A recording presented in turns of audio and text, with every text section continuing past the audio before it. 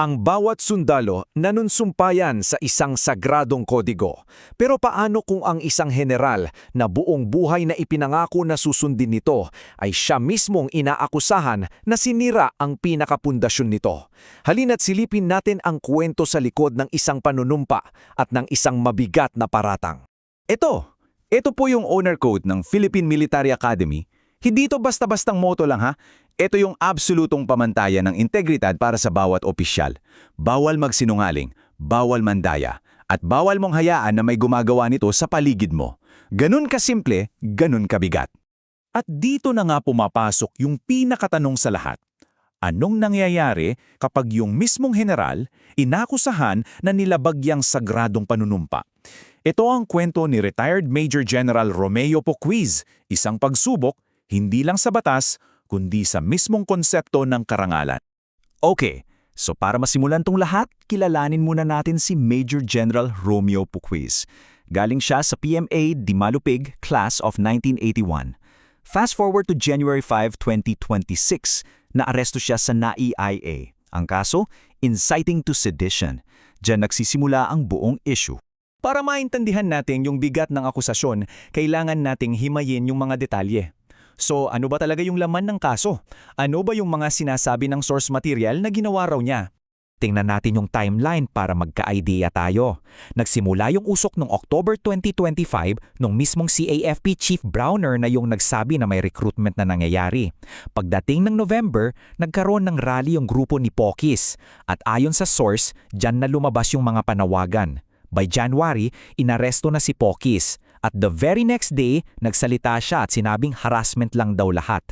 So, basically, ito yung mga major points ng accusation laban sa kanya. Number 1, nag-organize raw ng rally kung saan may nanawagan na i-withdraw yung suporta sa Commander-in-Chief.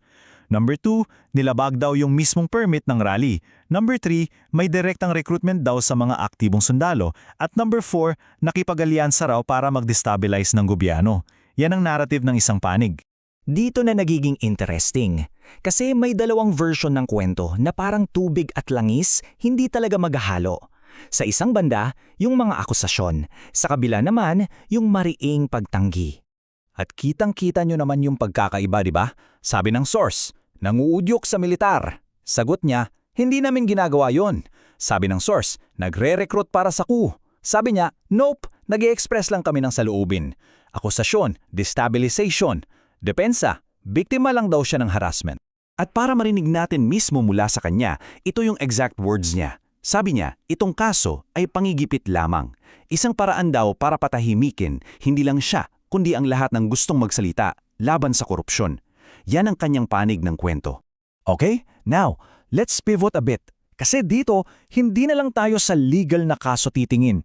Pag-uusapan natin yung puso ng issue, yung sinasabi ng source na mas malaki pa kesa sa kasong sedisyon. Ito ay tungkol sa Honor Code. May isang very, very important concept sa Honor Code at yun yung non-toleration. Anong ibig sabihin yan? Simple lang, hindi sapat na ikaw mismo ay tapat.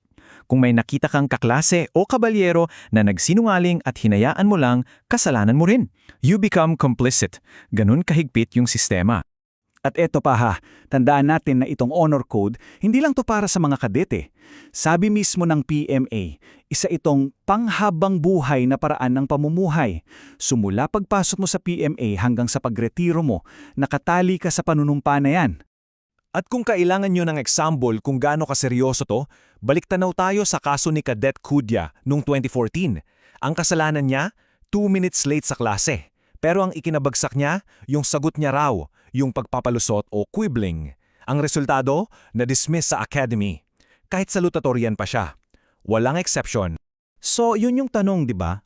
Kung yung simpleng pag-iwas sa sagot tungkol sa 2-minute late, ang parusa ay dismissal, paano na yung paratang ng pagsisinungaling tungkol sa isang bagay na kasing bigat ng sedisyon? Anong standards ang dapat i-apply? At dahil dyan, dumarating tayo sa pinaka-challenge, yung huling punto ng source material natin. Ito yung panawagan sa buong Long Gray Line, sa lahat ng kapwa-alumni ni Poquiz na harapin itong issue. At ang gagamitin ng source para i-drive home yung point niya, mismong mga salita ni Poquiz. Dito, nananawagan siya sa mga kabalyero na huwag manahimik. Ang irony, ayon sa source, ay yung mismong panawagan niya ang ginagamit ngayon para questionin ang sarili niyang katahimikan o pagtanggi sa mga akusasyon. Sa batas, malinaw na may parusa. Pwedeng makulong si Poquis ng hanggang 6 na taon. Pero yung sinasabi ng source, may isa pang korte na haharapin siya at yun ang korte ng mga kapwa niyang opisyal na may parehang sinumpaan.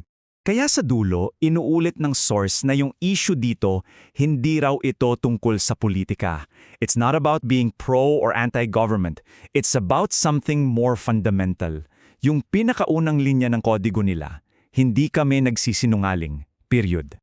So ang conclusion ng source ay malinaw, nagsinungaling daw si Poquis.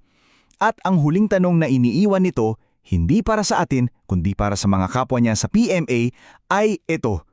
Kung totoo nga ang mga paratang, paninindigan ba nila ang honor code? O mananahimik lang sila at ayon na rin sa sarili nilang rules, magiging complicit? Yan ang tanong na nakasabit ngayon sa ere.